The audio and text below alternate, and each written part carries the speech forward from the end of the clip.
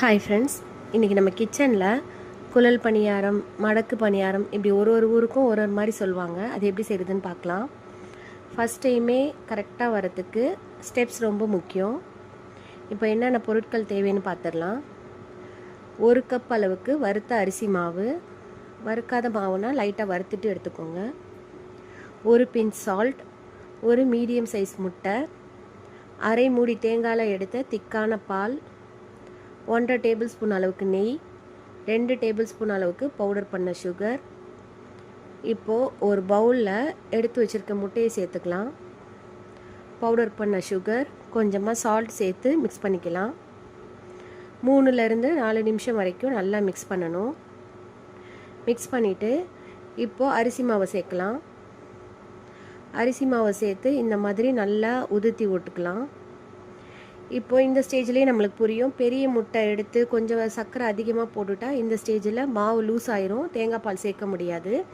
அதனால தான் medium size முட்டையும் 2 டேபிள் ஸ்பூன் சுகர் சேர்க்குறோம். இப்போ நல்லா மிக்ஸ் பண்ணிவிட்டு நெய்யை நல்லா ஹீட் பண்ணிக்கணும்.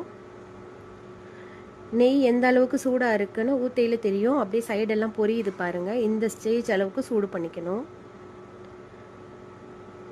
நல்லா மிக்ஸ் பண்ணிவிட்டு தேங்காய் பாலை கொஞ்சம் கொஞ்சமாக சேர்த்து ஒரு டைட்டான மாவாக பிணைஞ்சு எடுத்துக்கணும். ரொம்ப லூஸாக இருக்கக்கூடாது, இடியப்ப மாவு மாதிரி. மூடி போட்டு 10 நிமிஷம் ஊற வச்சுக்கலாம். 10 நிமிஷம் கழித்து ஓப்பன் பண்ணி பார்க்கலாம். நல்லா மாவு ஊறிடுச்சு. இப்போ லெமன் சைஸ் மாவு எடுத்து உங்களுக்கு கையில் தட்ட தெரியும்னா இந்த மாதிரி தட்டி எடுத்துக்கலாம்.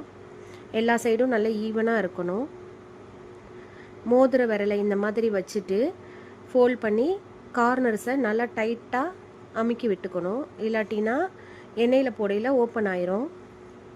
தட்டை தெரியாதவங்க இந்த மாதிரி ஒரு பிளாஸ்டிக் ஷீட்டில் கொஞ்சமாக எண்ணெய் தடவிட்டு ஒரு ஃப்ளாட்டான பவுல் வச்சு ப்ரெஸ் பண்ணால் எல்லா சைடும் ஈவனாக வந்துடும்.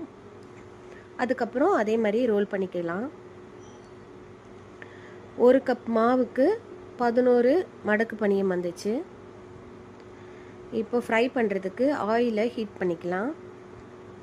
ஆயில் சூடானதுக்கப்புறம் மீடியம் ஃப்ளேமில் வச்சுட்டு நம்ம ரெடி பண்ணி வச்சுருக்க மடக்கு பணியாரத்தை அதில் சேர்த்துக்கலாம். ஓவர்லோட் பண்ணாமல் கொஞ்சம் கொஞ்சமாக போட்டு பொரித்து எடுத்துக்கலாம். மீடியம் ஃப்ளேம்லேயே வச்சு நல்லா பொரித்து எடுத்துக்கலாம். இப்போது மேலே கிறிஸ்பியாகவும் உள்ளே சாஃப்டாகவும் இருக்கிற மடக்கு பணியம் ரெடி ஆயிடுச்சு. சாப்பிட்டு என்ஜாய் பண்ணலாம்.